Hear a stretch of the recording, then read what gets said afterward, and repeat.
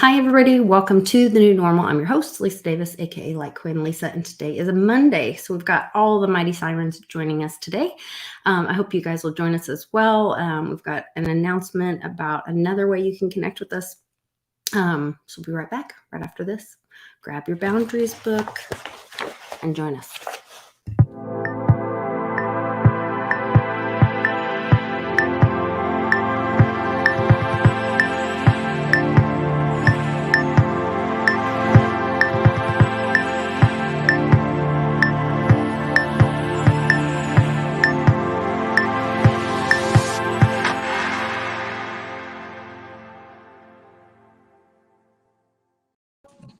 Hi, ladies. Oh, we're missing one.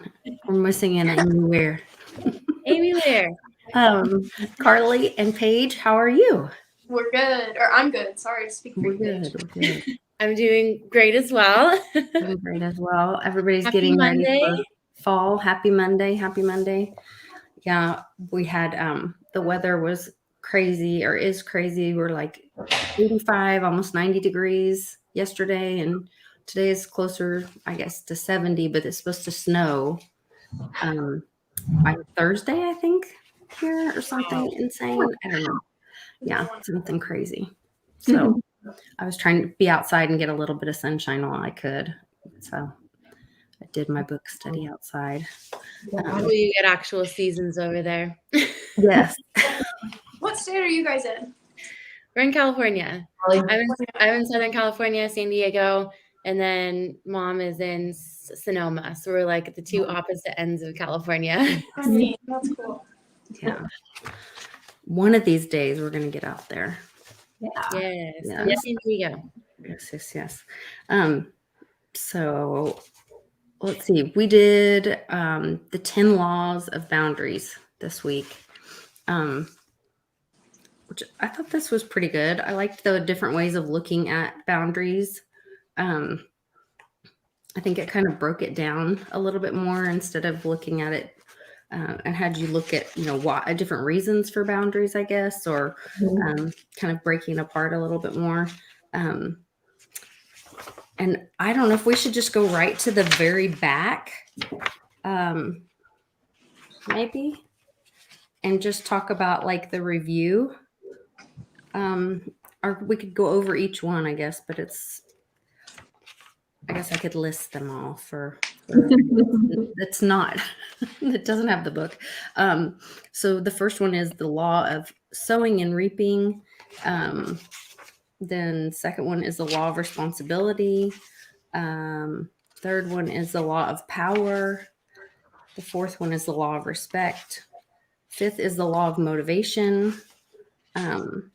Sixth is the law of evaluation. Seventh is the law of proactivity. The law of envy was 8. 9 is the law of activity. And 10 was the law of exposure. Which is very interesting because I don't remember. I guess I didn't read the titles, but I went through the questions and I got different things out of different ones. So which laws had the most to say to you, or which ones did you guys kind of like or affect? I don't know why I wrote with a yellow marker, so I cannot really read my writing. Oh no. Let's see. Amy, did you have time to go through these? I've been doing the audiobook. Oh, that's right. Yeah, but honestly, none of them really stood out as anything, too like radical. Too great for you. Yeah, it was just kind of all a little bit of common sense to me. Yeah. I liked some of them with, let's see, I put 10 for exposure and 4 for respect. And I think the 10 with the exposure one talked about having your boundaries be defined. And it's important for the law of exposure says that your boundaries need to be made visible to others and communicate them in relationships, which is difficult for me. And I think keeps going back to, which I came up in other ones where they were talking about, I think everybody has that fear of abandonment and not being enough or not good enough and all that kind of stuff. Mhm. And how vulnerable it is to say when, or to express to someone else what your needs are, makes, most people feel pretty vulnerable. Mhm. Then what was the other one that I said? Oh, number 4 was respect. Where is it? The law of respect. When we think about setting boundaries and trying to live by them, we fear what others will not respect. We focus on others and lose clarity about ourselves. So sometimes the problem is that we judge other people's boundaries. The Bible says when we judge, we will be judged. When we judge others' boundaries, we fall under the same judgment. So that law of respect, I really got into. That was a real freedom thought for me. Like when I can release myself from someone else's judgment, then I can truly be free. Mhm. So when I thought of it in the mindset of freedom, like I want them to be free, I want myself to have freedom, and so I have to release my expectations of them as well, and not put my crap on them, basically, or my expectations of what are they going to think of me having a boundary, or how are they going to judge me or whatever. I didn't the motivation one wasn't a real, that's kind of sounded like guilt trip stuff to me. I didn't really resonate with that one at all. But Carly, what did you think? I don't know. I was kind of on the fence with all of them. I didn't really Mhm. understand what they were asking in a sense. Like, On some of I them. knew they were just trying to make us think and everything, but like, for example, the free one, I don't have the workbook in front of me, but like the freedom one or the free, I don't know. It brought me back to like thinking about like when you're in those, like say you're in a job, for example, and you can't set boundaries with a specific person, not because you care what they think or something, but because they're who pays your paychecks. And it was back in high school, and I was working at like this gymnastics gym, and the owner's like nephew or son or something, I don't know, they're related somehow, had a crush on me. And I ended up quitting because he made me feel so uncomfortable. And I was like, I should have just put that, boundary up and stuff. So, I mean, if that's what it's asking, if for us to like tie in Yeah. other things, I don't know. I Yeah. gave my input on all of them, and I was just like, I feel like I'm like in English class, and I'm answering an open question, and I feel like no matter what answer I put, it's wrong, and they're just gonna grade my punctuation. Well, that's part of what they were talking about in some of this, is feeling that judgment, or There it is. there was this one part of it, it was in the law of motivation. They were talking about like, besides the fear that we will lose love and people will be angry at us, so they were talking about having false motives from setting boundaries, like not having good motives for setting boundaries. But I think that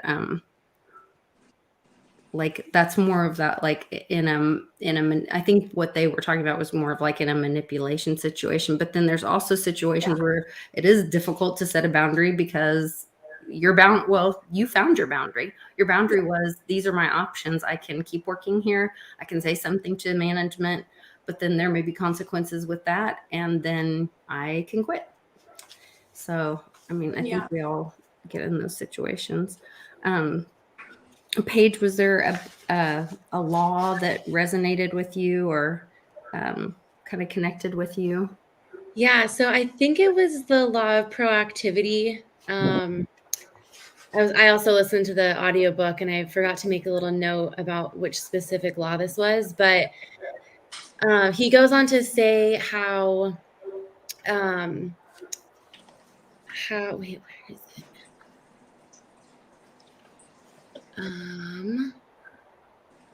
we like people will just kind of sit back and question, not truly question the world that they're around and like question their actions as to how their actions got them in specific positions. And so I really enjoyed that part of this chapter. And he went on to say, you should ask yourself questions to get yourself out of things and not be as reactive, but be proactive. I think it was law 7, so proactivity. Instead of saying like, I'm single and I never meet anyone, and why am I not meeting anyone? I'm just a terrible person and I'm gonna, alienate myself. It's like, oh, well, I want to meet more people. I'm gonna join a group to learn more about myself and to have different, mirrors of people telling me maybe, your communication needs some work, or, you don't really open your heart up to other people, so people don't really feel like they can trust you. I think that is one of the biggest ways to grow, is to really question, like, why am I feeling this way? What got me here? And how can I get myself out of this? And how can I use, prayer or God's word to really direct myself out of this and not just stay stuck and stagnant? So I think definitely Law 7 was one of my favorites. And then Law 1 with sowing and reaping. I think this is just, what is it, like the book, what is it? It's the book, The Secret. Yeah. Like you attract, like there are rules of the universe, and what you put out, you attract back. And so I think Law 1 of sowing and reaping just highlighted that really well. And, you get out what you put in. And if you're not putting in much, you're probably not going to get out much. And I definitely resonate with the sowing and reaping law as well. And I mean, I think all of these are great. A lot of them are common sense, like you all pointed out. But I really liked how they were strategically laid out in the chapter and the examples that he gave. I think it just really drove all of these points home in a really nice way. Mm-hmm.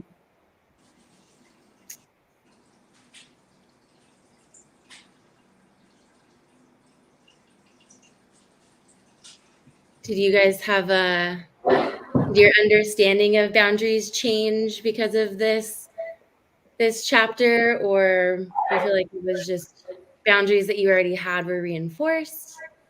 Yeah, I think a lot of my boundaries, it's making me think a lot about what boundaries do I already use and do I already have set out, and how I can make them like better, like with the reaping and sowing.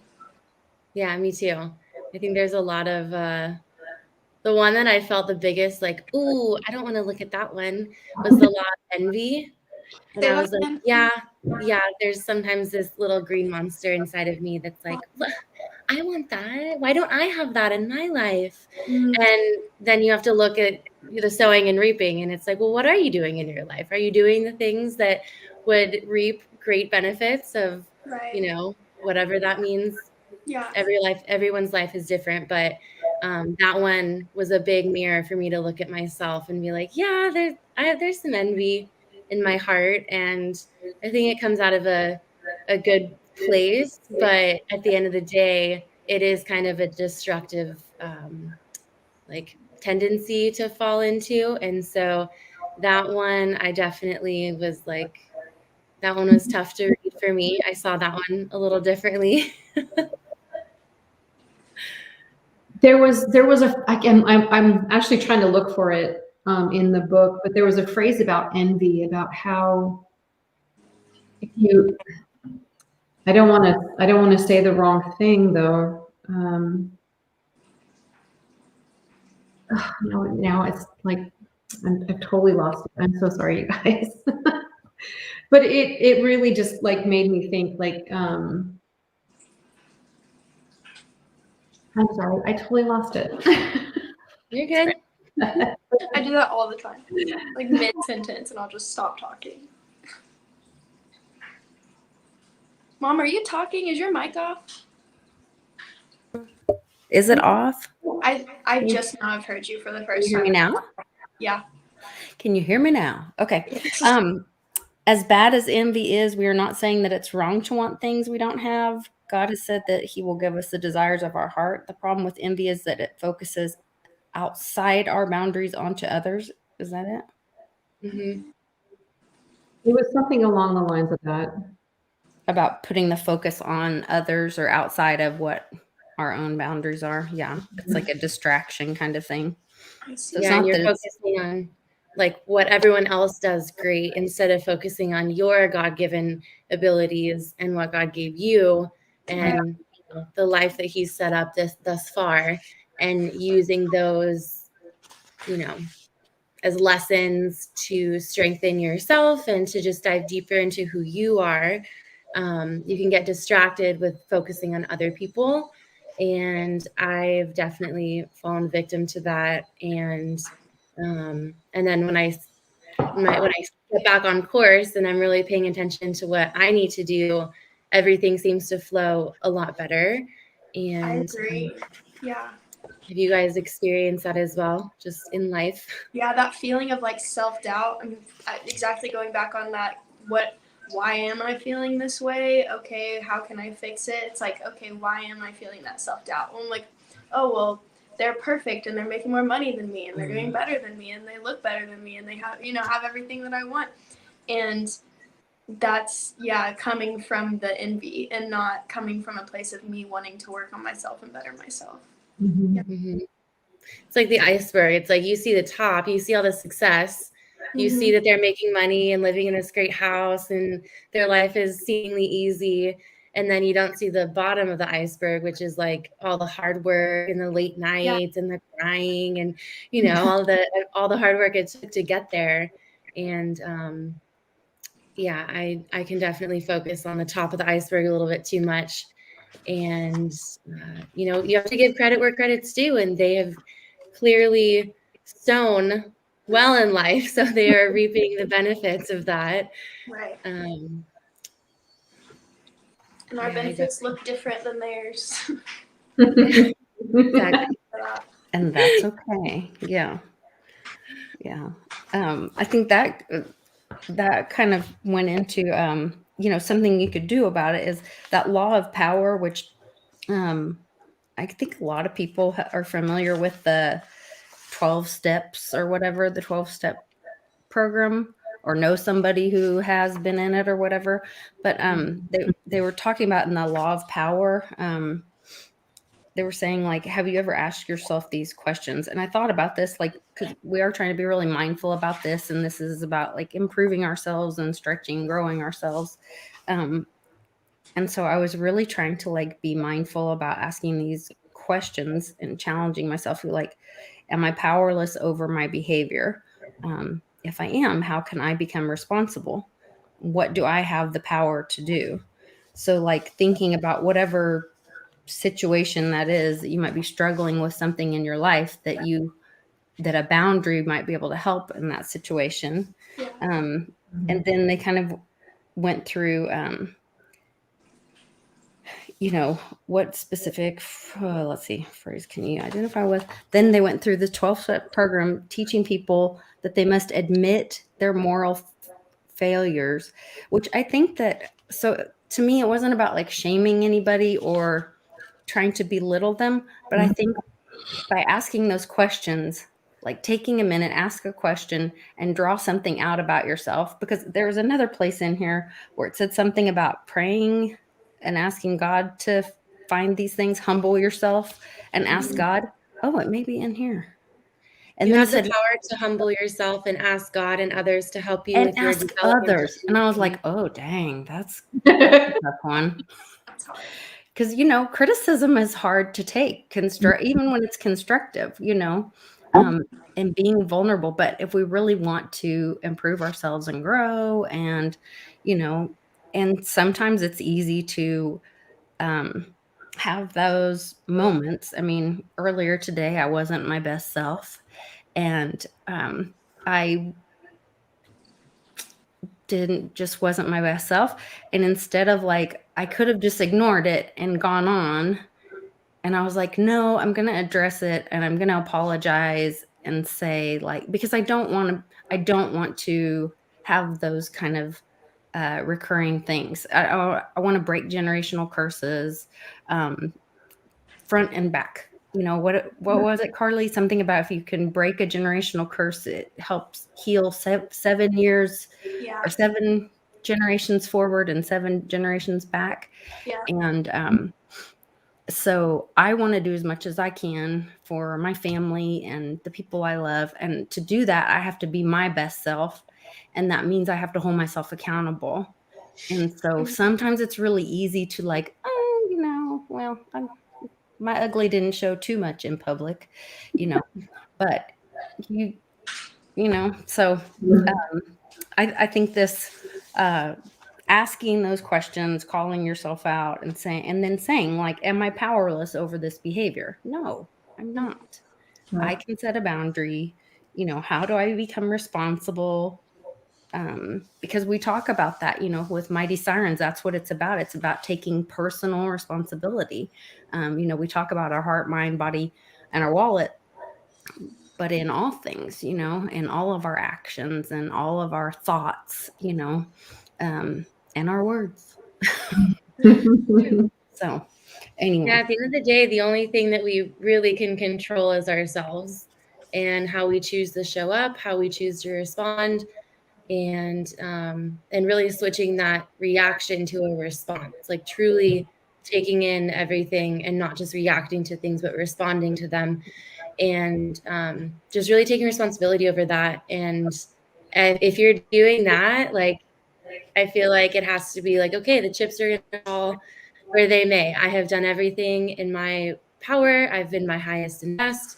And I know that when I'm not my highest and best, I have the power to apologize or, XYZ, whatever you need to do. But just knowing that all starts with you and ends with you is such a powerful feeling. Yeah. And that whole the truth will set you free kind of thing really is, that's ultimately, like, when they put the envy question, they were like, what are you envious of? And I was like, freedom, adventure experiences, what things I envy most, in others or whatever when I see. And so then I started thinking about, well, how can I apply that? I think that was the next kind of, like, they walked you through, how do you apply that more in your life? And it was like, oh, well, the more I take responsibility for myself, the more free I am, the more I let, other people's expectations go, or, free myself from that, then I'm free too. So I really like all that stuff. And that kind of goes in line with, you have to heal something, you have to bring it into the light. And so if you are envious, okay, own that. What are you envious over? And how can you implement certain things in your life to switch the course of that you're going, and implement more freedom, or adopt things that you really want in your life that you are envious of? How can you add more of that to your life to fulfill yourself more? But first, you have to be honest with yourself that you are actually envious of these things and it does bother you. So owning that and taking responsibility for that also can totally change the trajectory of where you're truly going in life. Yeah, I completely agree. And that goes right into, that law of exposure, speaking it out. You have to say it. You have to say, and sometimes that's really scary or hard because, we are so worried about or some people are worried about rejection, abandonment, not being enough, whatever. But communicating better. There was another part that, that was when we were talking about the asking other people to give you feedback. That's one thing, like, I struggle with that, I think, because of my insecurities and stuff. Because I want to be good enough. I think we all want to be, good little girl and want somebody to be proud of us and all that kind of stuff. But my husband is so good about, like, I really respect, and it's something that when I see something in someone else that I want to do better in myself, like, I'll try to identify that, in someone, and then, okay, think about, okay, if they can do that, then I can take that power and I can do that too. And he's really great about like taking critical, or what is it called? Criticism. Criticism. Mhm. Yeah, like if it's constructive, he can sit there and listen and like be like, oh yeah, that's probably true. And then he'll actually like implement something and change it. He doesn't get defensive, and he's really good about that. And that's Awesome. something that I think I would like to do better for myself, is to be able to like ask people, hey, I need some feedback on this. Can you give me some pushback? And because I want to improve myself, don't just be a yes man. We see people around, and you're like, oh my gosh, did you walk out of the house? Did you walk past a mirror when you walked out of the house today? Because they're just surrounded by yes men, and they just have those, what is it called? Fanboys or whatever now they call it. And that is not a true friend to me. That's not the kind of people that I want in my life. And one of my favorite verses they put in here, the just as iron sharpens iron, a friend sharpens a friend. And I think that is so important. So, and that's what I love. That's what we're kind of doing here, is we're kind of pushing back on each other and sharing this experience, and having these discussions. So I really liked that part as well. So Yeah. challenging each other.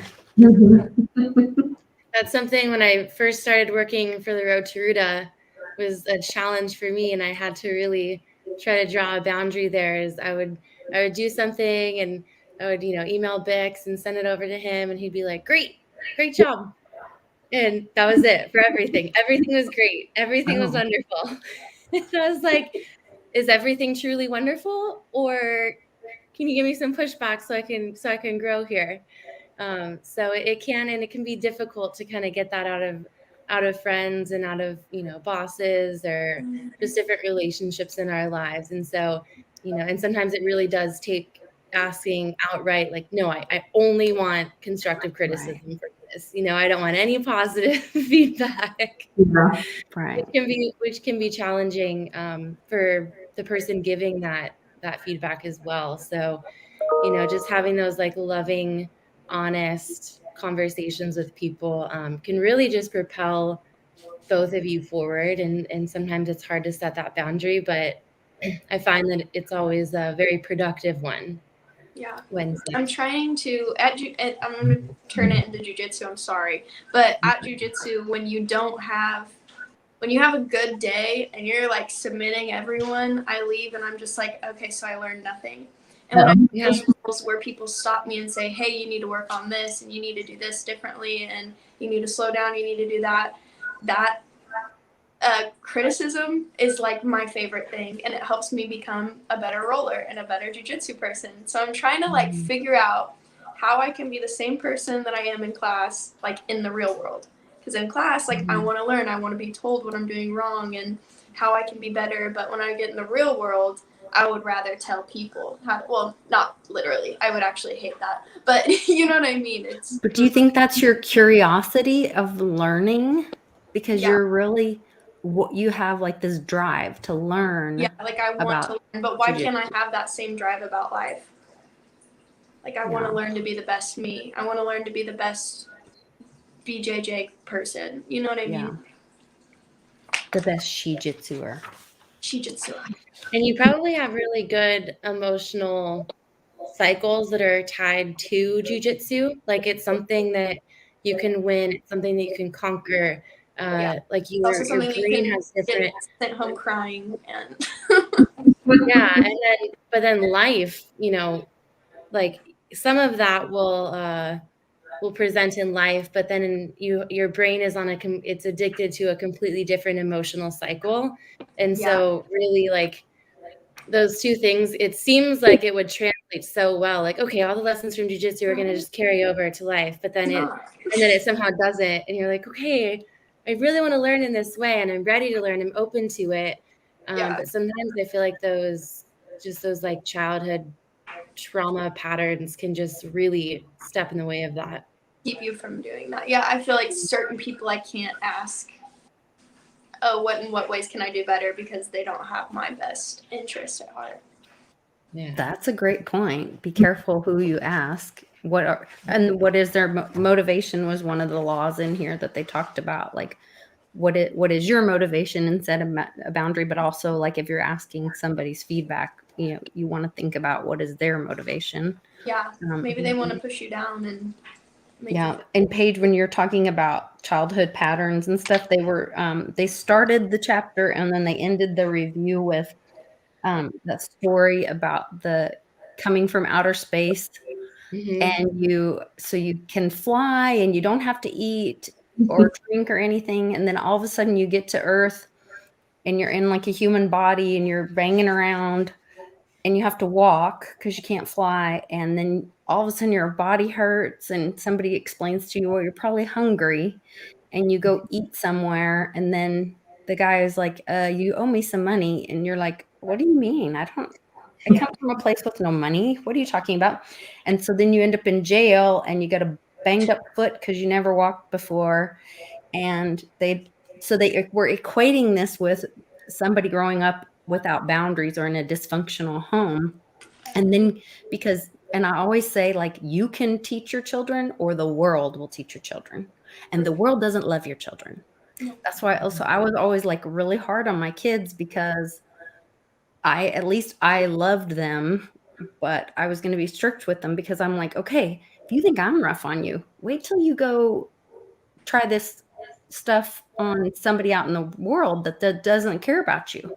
You try treating them like that, and it's not going to go so well for you. So I was trying to prepare my children, I guess, in the best way that I could, that I knew how or I intended. But I think about that with the dysfunctional home, like when people then get out in the real world and they're like, wait a minute, the rules aren't the same. I've had somebody, especially if they were in a codependent relationship before, somebody was always fixing things for them. Mhm. And then all of a sudden they're supposed to figure it out on their own. And they're like, yeah. what in the world? They can't And what yell a lot of times happens, like when doing a lot of work in foster care and adoption stuff, this book was helpful. And as we had different kids in our home and stuff, like we'd have kids that came from very dysfunctional families. And so that was another reason I was probably, pretty hard, because I wanted everybody to know, here's the rules. Like, and then there's no like, well, we don't know what the rules are, because kids will push to find that boundary.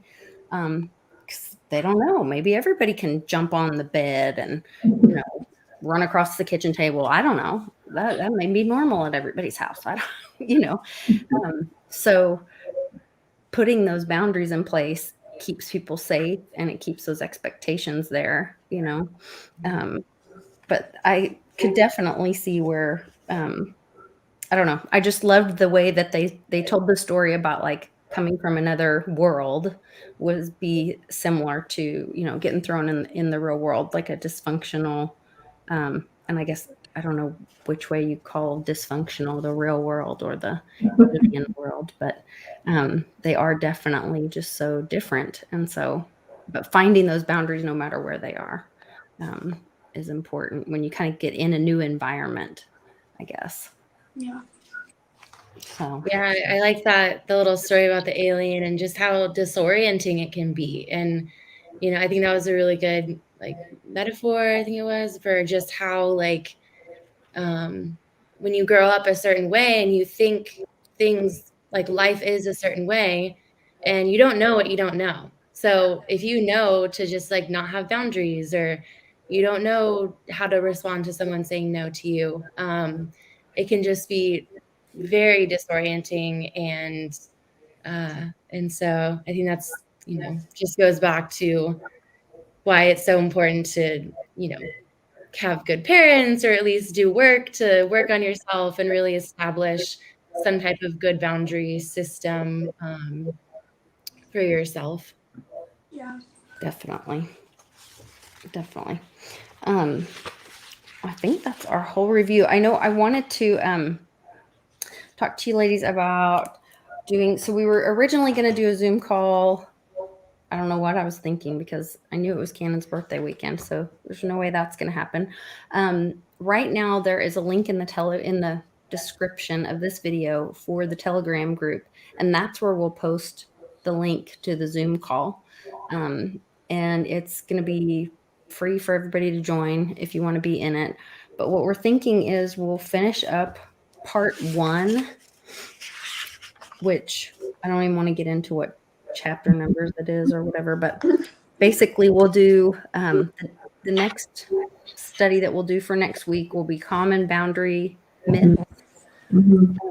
So we can do that, and then right after the show next week we'll jump into the Zoom call, and if people in the chat want to participate, share with us what your experience was going through what are boundaries, the part 1 of the study, then you guys can join us and share, ask Amy and Carly and Paige and I questions, and probably stay on there for 30 minutes to an hour, depending on participation and questions and all that stuff.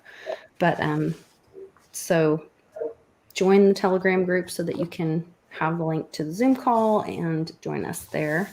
And then next, we'll see. Then we'll be going into boundary conflicts after that. So it's our common boundary myths and a Zoom call following the show. This is next week. Next week, 10/24. And I will be 50. Ooh. Happy It's birthday weekend. Yeah, and we're not doing anything. That's what she says. It's supposed to be snowing all of a sudden. Yeah. And Let's still go get a drink in the snow. We'll go sledding. I don't know. I want to do something like super exciting. So I want to have an adventure. A snowball fight. There you go. We're gonna just be in the Have you backyard. met my husband? He is not Make a alcoholic snowball snow cones. Yes. Tito's snow cones. fight. Maybe. We'll see.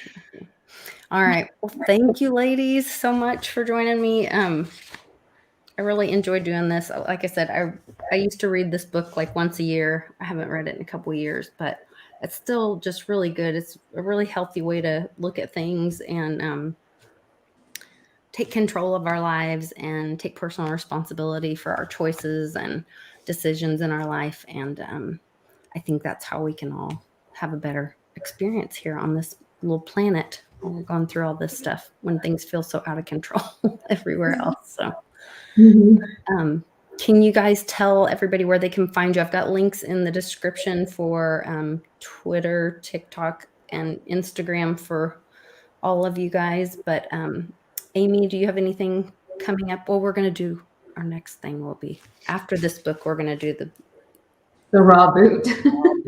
reboot. Reboot. Yeah. Yeah, it's the website is raw21reboot.com. You can find me there. You can email me at amy@roadtoruta.com. I'm on Telegram at the Amy C. Weir. I'm on Twitter, but it's just, it's just for me to read. I don't really comment too much on Twitter. You're like, I will not respond to you. Other people on Twitter. I'm just reading. Yeah. All right, Paige, you are back on Twitter.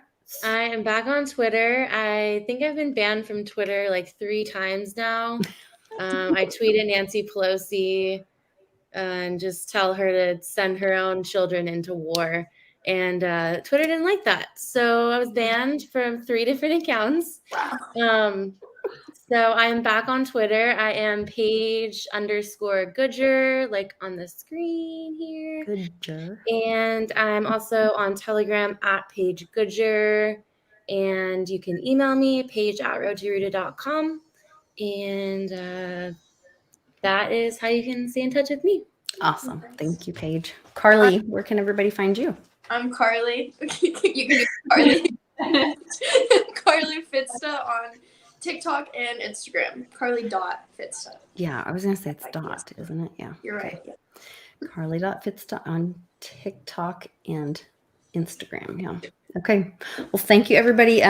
Like I said, all the links are in the description. You guys can join us on Telegram and chat. I have my Telegram open most of the time. So anytime you want to pop in there and have a question about the Boundaries book, we are, like I said, diving into common boundary myths this next week. And then we'll follow up with a live Zoom call after the show next week. So thanks, ladies. We'll see you guys next week. Bye. Bye.